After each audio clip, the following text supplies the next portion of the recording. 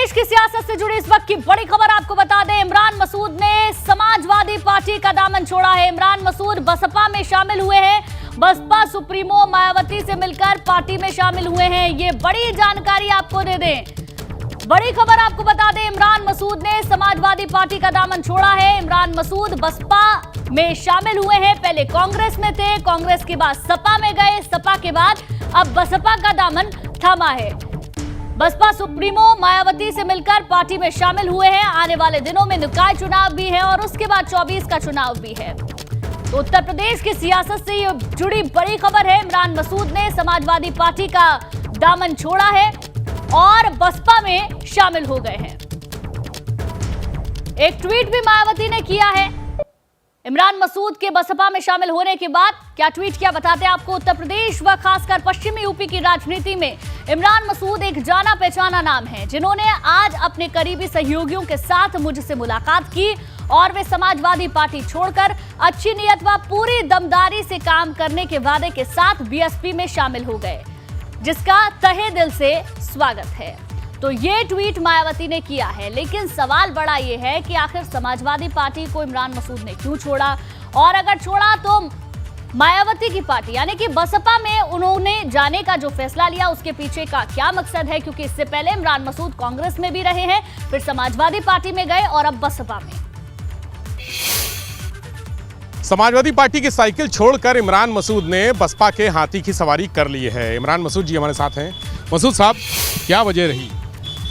देखिए, मैं एक मकसद के साथ कांग्रेस के छोड़ करके समाजवादी पार्टी में आया था कि उत्तर प्रदेश के अंदर एक मजबूत विकल्प के रूप में हम लोग समाजवादी पार्टी को खड़ा करें और हम लोग उस वैचारिक लड़ाई के अंदर, जो वैचारिक लड़ाई हमारी भारतीय जनता पार्टी के साथ है और जो सत्ताधारी दल के साथ थी, हम लोग उसमें विजय प्राप्त करें। लेकिन बदकिस्मती से तमाम कोशिशों के बावजूद भी वो नतीजे नहीं आए। उनके पीछे क्या कारण है, क्या नहीं किया, उनके ऊपर नहीं जाना चाहता, लेकिन वो नतीजे नहीं आए। मुझे समझ में आया कि बहुजन समाज पार्टी कैडराइज पार्टी है, जो इसका वोट बैंक है। अगर हम लोग मजबूती के साथ इसको मजबूत करने का काम करेंगे तो निश्चित रूप से एक मजबूत विकल्प हम लोग बनने का काम करेंगे। और बहुजन समाज पार्टी जब जब मजबूत हुई है तब तब भारतीय जनता पार्टी कमजोर हुई है।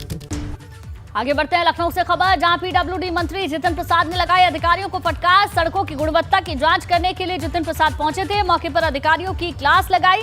गड़बड़ी मिलने पर अफसरों पर कार्रवाई के संकेत भी दिए हैं। तो ये बड़ी जानकारी लखनऊ से। पीडब्ल्यूडी मंत्री जितिन प्रसाद ने अधिकारियों को फटकार लगाई है। सड़कों की गुणवत्ता की जांच करने के लिए पहुंचे थे। कई खामियां पाई, जिसके बाद अधिकारियों की जमकर क्लास लगाई। गड़बड़ी मिलने पर अफसरों को कार्रवाई के संकेत भी जितिन प्रसाद ने दिए हैं। जितिन जी, आज तो आपका नायक अवतार दिखा, आप तो मौके पे पहुंच गए, अधिकारियों को बहुत डांट लगाई है। नहीं, बिल्कुल ये सरकार की प्रतिबद्धता है और मुख्यमंत्री जी का स्पष्ट निर्देश है कि ये भारी बारिश जो अभी हुई है इससे सड़कों का काफ़ी नुकसान है। तो प्रयास यही है कि पूरा विभाग युद्ध स्तर पे, ज़मीन पे, धरातल पर उतर के सड़कों को सुदृढ़ करे। बहुत बड़ी चुनौती है, मगर चुनौती स्वीकार है और प्रयास कर रहे हैं कि सड़कों की व्यवस्था बिल्कुल सुधार दी जाए। हमने देखा आप जब गए तो आपने कहा कि भाई मशीन लाओ, फिर गड्ढे वहाँ पर होल भी किया, वो सैंपल भी कलेक्ट कराया है, उसको भी जांच कराई। ये जीरो टॉलरेंस पॉलिसी जो सरकार की है उसके तहत गुणवत्ता से कोई समझौता नहीं होगा, और अगर कहीं कोई अनियमितताएं होंगी सड़कों के बनने में तो किसी को बख्शा भी नहीं जाएगा। हमने देखा आपने सड़कों की नपाई भी कराई, कागज में कुछ और था और एक्चुअल कुछ और मिला। बिल्कुल, जो वहाँ जांचें हुई हैं विस्तृत रिपोर्ट मांगी जाएगी और रिपोर्ट के बाद जो भी उसमें कमियां पाई जाएंगी, अगर जवाब सही नहीं आए और उसमें कोई कमियां हैं तो कार्रवाई होगी। ये आपने सुना क्या कहना है पीडब्ल्यूडी मंत्री जितिन प्रसाद का? साफ तौर पर कह रहे हैं कि जो जांच हुई है इसी तरीके की चीज़ें आगे भी जारी रहेंगी, अलग जिलों में भी जारी रहेगी, और जो भी दोषी पाया जाएगा उसके खिलाफ कड़ी कार्रवाई भी की जाएगी। कैमरे प्रमोद के साथ अनवर शुक्ला का गलत। उत्तर प्रदेश में सड़कों को गड्ढा मुक्त करने का अभियान चल रहा है। 15 नवंबर तक सड़कों को गड्ढा मुक्त करने का लक्ष्य है, और उससे पहले आज खुद पीडब्ल्यूडी मंत्री जितिन प्रसाद लखनऊ की सड़कों पर जितिन प्रसाद उतरे हैं और वो सड़कों की इस गुणवत्ता को देख रहे हैं कि सड़कें किस तरह से इनको ठीक किया जा रहा है, किस तरीके से, अगर हम कहें तो जो पैच वर्क है वो किया जा रहा है, या फिर जो गड्ढे हैं उनको भरा जा रहा है, किस तरह से सड़कें नई बनाई जा रही। तस्वीरें हम आपको दिखा रहे हैं, देखिए खुद सड़क पर उतर गए हैं, कहीं ना कहीं प्रभारी मंत्री भी हैं और इसीलिए दो जिम्मेदारी है, दो भूमिकाओं में नजर आ रहे हैं। महेंकेश्वर शरण सिंह भी हैं, वो भी प्रभारी है, लखनऊ के राज्य मंत्री हैं, वो भी साथ में हैं। अधिकारियों को यहीं बुला लिया है, सीधे जहां पर वो खुद जांच करने के लिए पहुंचे और उनसे जांच करा रहे हैं। सड़क में हमें जो दिख रहा है कि अभी फिलहाल एक होल किया जा रहा है और किस तरह की क्वालिटी है सड़क की, ठीक ढंग की क्वालिटी है या नहीं है, ठीक ढंग का जो मटेरियल है वो इस्तेमाल किया गया है या नहीं किया गया है, लगातार साध रहा था। और अभी आप देखिए लगातार कहीं ना कहीं अधिकारियों से हर एक चीज़ के बारे में पूछ रहे हैं। जो हम क्या अधीक्षण अभियंता हैं, जो PWD के चीफ इंजीनियर हैं, वो सारे लोग यहाँ मौजूद हैं। और ये राजधानी लखनऊ की जो सड़क है, जो नेशनल PG कॉलेज के ठीक सामने, वहाँ पर ही इसकी गुणवत्ता जांचने के लिए उतरे हैं। कोशिश यही है, मैसेज देने में जुटे हैं शायद PWD मंत्री कि अगर सड़कें ठीक नहीं बनेंगी तो मंत्री खुद सड़क पर उतरेंगे, हर एक चीज़ को जांचेंगे और अगर दोषी पाए जाएंगे अधिकारी तो उन पर कार्रवाई भी होगी। कैमरे से प्रमोद के साथ अनुभव शुक्ला, ABP गंगा, लखनऊ। वहीं सपा के प्रदेश अध्यक्ष नरेश उत्तम पटेल गोला गोकर्णनाथ सीट पर सपा प्रत्याशी के लिए प्रचार करेंगे। यहां प्रचार के लिए उन्होंने कहा कि आज भाजपा की नीतियों से हर कोई परेशान है, किसानों को गन्ने का पैसा नहीं मिल रहा है, महंगाई बहुत ज्यादा बढ़ गई है। समाजवादी पार्टी किसानों की पार्टी, मजदूरों की पार्टी, गांव गरीब की पार्टी है और यहाँ गांव गरीब का हर व्यक्ति, किसान मजदूर सब परेशान है भारतीय जनता पार्टी की नीतियों से, क्योंकि भारतीय जनता पार्टी ने इन सभी वर्गों को बहुत ही दुख दिया है, बहुत परेशानी दिया। यहाँ गन्ना का किसानों का पैसा नहीं मिल रहा, यहाँ बाढ़ पीड़ितों को भी परेशानी दूर नहीं की जा रही है और हर चीज़ महंगी मिल रही है। तो हर व्यक्ति दुखी है भारतीय जनता पार्टी की दोहरे नीतियों से। हम सब लोग ये चाहते हैं कि भारतीय जनता पार्टी को यहाँ गोला में जनता सबक सिखावे और ये बताए कि आपने जो कहा वो नहीं किया है। आगे बढ़ते हैं प्रयागराज से खबर, जहां नेताजी की अस्थियों का विसर्जन किया गया। अखिलेश ने संगम में अस्थियां विसर्जित की। संगम तट पर नेताजी का अस्थि विसर्जन हुआ है, तो ये बड़ी जानकारी आपको दे दें। प्रयागराज से नेताजी की अस्थियों का विसर्जन किया। इस दौरान वो तस्वीरें भी हमने अपने दर्शकों को दिखाई। संगम में अस्थियां विसर्जित की गई। संगम तट पर नेताजी की अस्थियों का विसर्जन हुआ। देखिए, धरती पुत्र की संगम यात्रा की ये तस्वीरें हम आपको दिखा रहे हैं। अखिलेश यादव आपको नजर आएंगे, धर्मेंद्र यादव आपको नजर आएंगे, जिन्होंने अस्थि विसर्जन के बाद डुबकी लगाई है। अखिलेश के साथ साथ शिवपाल यादव भी मौजूद रहे। अस्थियों को दर्शन के लिए भी रखा गया था। रामगोपाल यादव भी सफाई में इस वक्त मौजूद हैं। आपको बता दें, संगम यात्रा के दौरान अस्थि विसर्जन किया गया है और उसके बाद डुबकी लगाई गई है।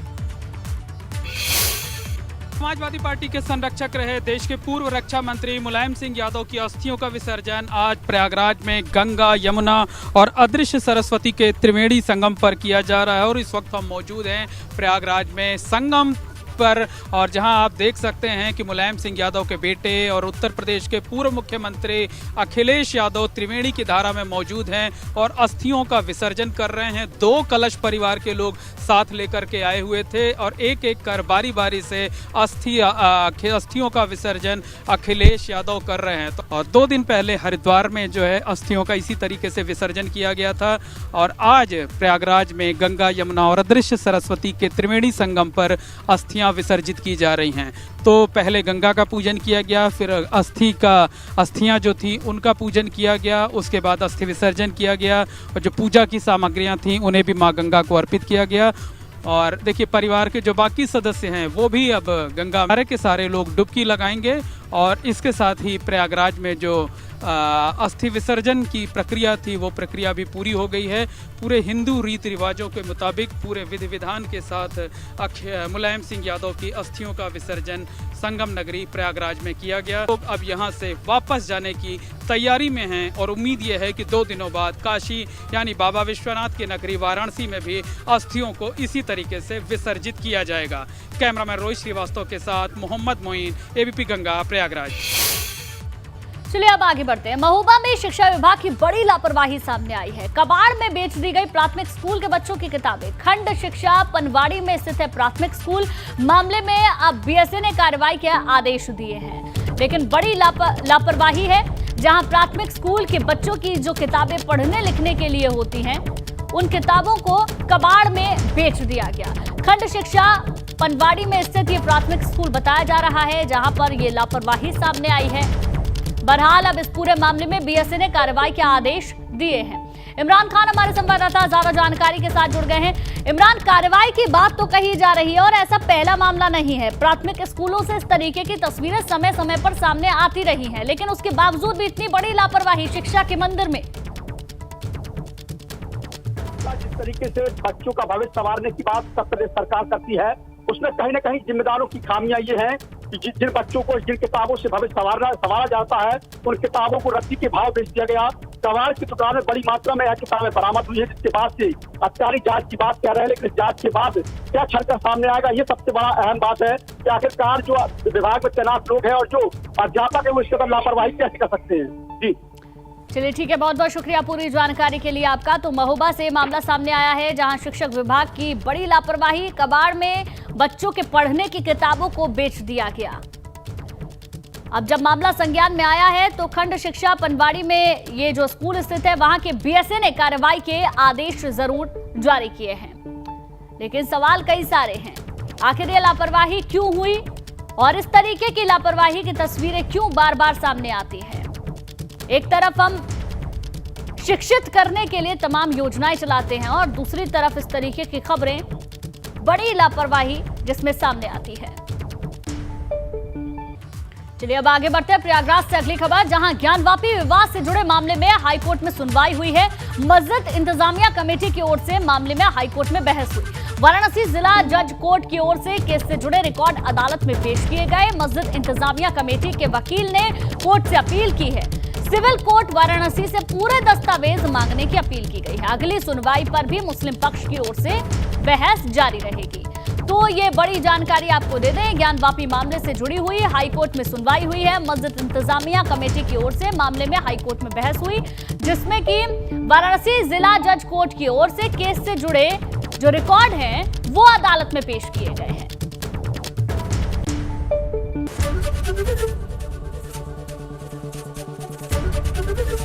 एबीपी गंगा, खबर आपकी, जुबान आपकी।